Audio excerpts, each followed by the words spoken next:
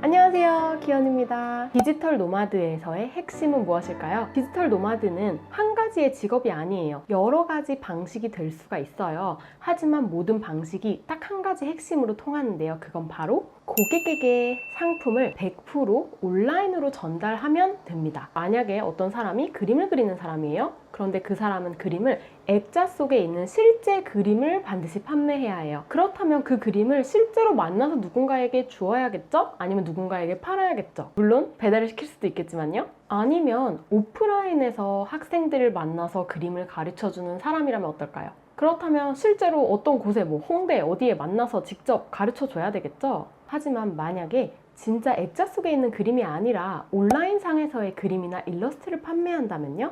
또는 그림을 직접 만나서 가르쳐 주는 게 아니라 화상통화로 가르쳐 준다면 어떨까요? 상품을 제공하는 사람과 상품을 제공받는 사람이 굳이 직접 만날 필요가 없게 됩니다. 참고로 저는 디지털 노마드적인 직업을 하라고 설득하거나 격려하기 위해서 이 영상을 찍는 것은 아니고요. 디지털 노마드에 관심 있으신 분들이 많이 있잖아요. 이런 관련된 정보를 찾고 계신 분들께 붕 뜬 개념을 설명하기보다는 예를 들어 해변에 이렇게 누워서 노트북을 하면서 일을 한다 라든지 그런 얘기 말고 좀 현실적이고 구체적인 이야기를 한번 나눠보려고 하는 겁니다. 자기 자신을 잘 관찰을 해봤을 때 내가 자유를 특히 중시하는 사람이고 항상 어디를 떠나고 싶은 마음이 있고, 저도 그렇거든요. 외국에 가서 여기에서도 살아보고 싶고 저기서도 살아보고 싶고 이런 욕구가 큰 분들이라면 디지털 노마드적인 직업이 자신에게 잘 맞을 수도 있어요. 그런 직업이 필요할 수도 있고요. 하지만 나는 준비가 되지도 않았는데 난 반드시 디지털 노마드적인 직업만을 할 거야 라고 생각하는 건 저는 추천하지는 않아요. 왜냐면요, 돈을 버는 방법이 오프라인에서 버는 방법도 있고 온라인에서 버는 방법도 있을 텐데 내가 100% 디지털 노마드만 할 거야 라는 것은 굉장히 많은 내가 돈을 벌 수 있는 방법을 포기해버리는 거예요.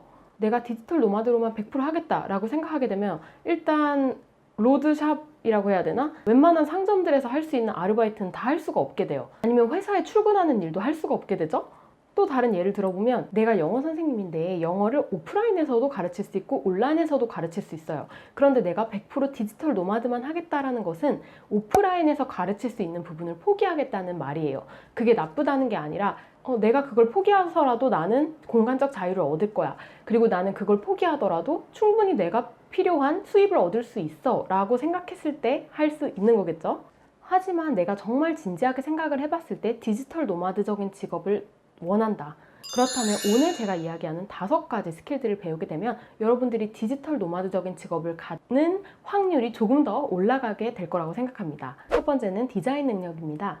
어떤 웹사이트에 들어가 보시거나 어떤 회사의 로고를 보거나 어떤 전단지를 보거나 디자인이 필요 없는 것이 거의 없다는 것을 보실 수 있을 거예요. 그런데 이러한 디자인은 대부분 일러스트나 포토샵 이런 파일로 전달이 되기 때문에 반드시 직접 만나서 상품을 제공해 줘야 하는 것이 아니거든요. 물론 큰 회사에서 일을 하거나 여러 사람들과 같이 개발자랑 협력해서 한다거나 하는 경우에는 계속 만나서 회의를 해야 된다거나 그런 것이 필요하겠지만 어떤 상품들은 충분히 혼자 집에서 디자인을 해서 보내줄 수도 있고 고객을 직접 만나지 않아도 충분히 인터넷으로 이메일로 아니면 구글 드라이브로 전달을 해줄 수 있는 능력이라고 볼 수 있어요. 예를 들면 제가 개인적으로 또 친한, 블로그를 통해서 알겠지만 지금은 되게 친한 와스디 디자인을 운영하고 있는 언니가 있어요. 로고 디자인을 전문으로 하고 있고 정말 많은 고객들을 한 달에 계속 로고 디자인을 해주지만 실제로 고객을 만나는 경우는 거의 없어요. 제가 이렇게 예시를 보여드리는 이유는 조금 더 여러분들이 현실적으로 다가갈 수 있기를 바라서 실제 이런 예시를 몇 가지 보여드릴게요. 그리고 이 예시는 제가 밑에 더보기란에 링크로 걸어둘 테니까 한번 참고해 보시면 좋을 것 같아요. 두 번째는 개발인데요. 개발은 이제 프로그래밍, 코딩이라고 생각하실 수 있어요. 웹사이트를 만들 때 역시 컴퓨터를 가지고 대부분의 일을 하게 됩니다. 저희 남편도 프로그래밍 전공자는 아닌데 혼자 독학을 해서 지금까지 저희 회사에서 필요한 많은 웹사이트들을 다 개발을 했어요. 공간에 제약이 없죠. 혼자 그냥 자신이 개발을 하고 컴퓨터랑 씨름을 하면 되는 거예요. 다만 저희 남편은 외국에 나가서 개발하는 걸 별로 좋아하지는 않아요. 왜냐면 개발을 할 때 모니터가 크고 인터넷이 빨라야 하는데 그건 저도 마찬가지죠. 영상 편집을 할 때나. 그래서 디지털 노마드를 할 때 불편한 점들이 있어요. 이렇게 저희 집에는 큰 모니터가 막 4-5개가 있어요. 그런데 외국에 여행을 가게 되면 노트북을 가지고 가다 보니까 좀 답답한 구석이 있어요. 그래서 남편은 외국에 가는 건 좋아하는데 그 부분에 대해서는 좀 불만을 가지고 있어요. 그러다 보니까 더욱이 바다 앞에서 개발을 하고 이러는 일은 없어요. 인터넷이 바다 앞에서 잘 터지지 않는 이상 그럴 수가 없겠죠. 말이 안 되겠죠. 이와 관련해서 예시로 보여드리고 싶은 유튜버가 있어요. 노마드 코더라는 유튜버인데요. 역시 밑에 링크로 달아놓을게요.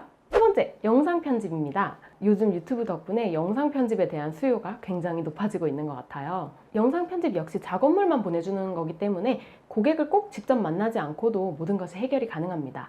예를 들면 저희가 가장 좋은 예시인 것 같은데, 저도 요즘에 친한 동생이자 영상 편집자이기도 하고 또 유튜브를 하기도 하는 미니멀리스트 소소라는 친구와 함께 영상 제작을 함께 하고 있어요. 원래 제가 다 했었는데 요즘에 몇 개 영상들은 소소가 편집을 한 거거든요. 근데 편집을 진행하는 동안 저희가 요즘에 같이 만나지를 않고 다 메시지로 연락을 주고받았어요. 서로 바빠가지고. 그래도 저는 영상을 제공받을 수 있고 영상 제작자는 페이를 받을 수 있는 거죠. 제가 아는 어떤 또 다른 분은 자신도 유튜브를 하면서 영상 편집 외주를 받아서 또 하더라고요. 유튜브 구독자가 많지 않을 때에는 유튜브로 수익이 별로 없다 보니까 영상 편집을 외주로 받아서 하는 거예요. 근데 집에서 해요. 재택근무로. 그래서 이런 것들이 정말 무슨 현실적이지 않은 일들이 아니라 요즘에는 정말 많은 것들이 인터넷으로 이루어지고 있기 때문에 정말 현실로 만들고자 하는 마음이 있다면 가능하다고 생각합니다. 네 번째는 마케팅인데요. 마케팅도 한번 생각을 해보세요. 요즘 마케팅을 오프라인상에서 많이 할까요? 온라인상에서 많이 할까요? 대부분은 온라인상에서 마케팅을 합니다. 사실 마케팅이라는 전문성 하나를 놓고도 굉장히 다양한 직업이나 다양한 프로젝트가 나올 수가 있겠는데요. 예를 들어 제가 유튜브를 하면서 어떤 다른 브랜드의 상품을 소개해 주는 것도 마케팅을 돕는 일 중에 하나가 될 수가 있어요.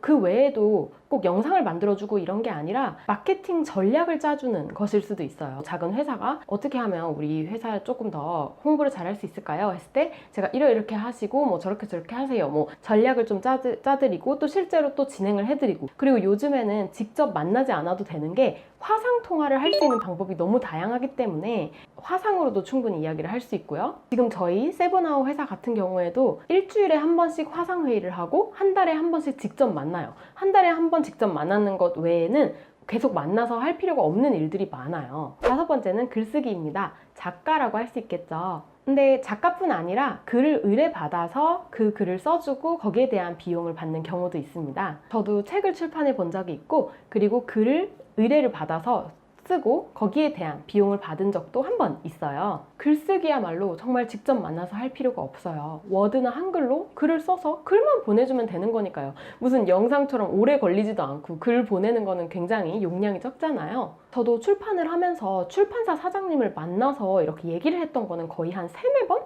정도, 거의 1년 정도의 과정 중에 3-4번밖에 없었고, 다른 거는 다 이메일을 통해서, 메시지를 통해서 다 의사소통을 했었어요. 물론 글쓰기만으로 돈을 버는 게 쉬운 건 아니겠죠. 책이 보통 15,000원 정도 하고 거기에서 인쇄가 많아봤자 10%이기 때문에 한 권을 팔았을 때 1,500원이니까 한 1,000권을 팔아도, 1,000권 파는 것도 쉬운 건 아니잖아요. 근데 1,000권을 팔아도 150만 원 정도 받게 되고, 또 책을 쓰는 기간과 시간을 생각했을 때는 큰 돈이라고 보기는 좀 어렵죠. 어떻게 보면. 글쓰기를 업으로 하는 분의 예시는요, 제가 되게 진짜 멋지다 라고 생각하는 블로거인데요. 독도 해금 소녀라는 분입니다. 이 분은 글쓰기만을 업으로 삼고 있지는 않은데요. 많은 여행책을 쓰셨고 또 여행 관련된 잡지에 글을 기고를 하고 의뢰를 받아서 쓰고 하는 거를 볼 수가 있었어요. 이 외에도 사실 더 많은데요. 다음 2탄으로 연결을 해야 될 것 같아요. 영상이 생각보다 너무 길어지는 것 같아서요. 너무 길어지면 지루하니까. 살아가는 방법에는 정답이 없잖아요. 이런 방식도 있고 저런 방식도 있다. 저는 그렇게 생각하거든요. 다 똑같이만 살면 재미없잖아요. 우리 다 다른 사람인데 성격도 다르고 재능도 다르고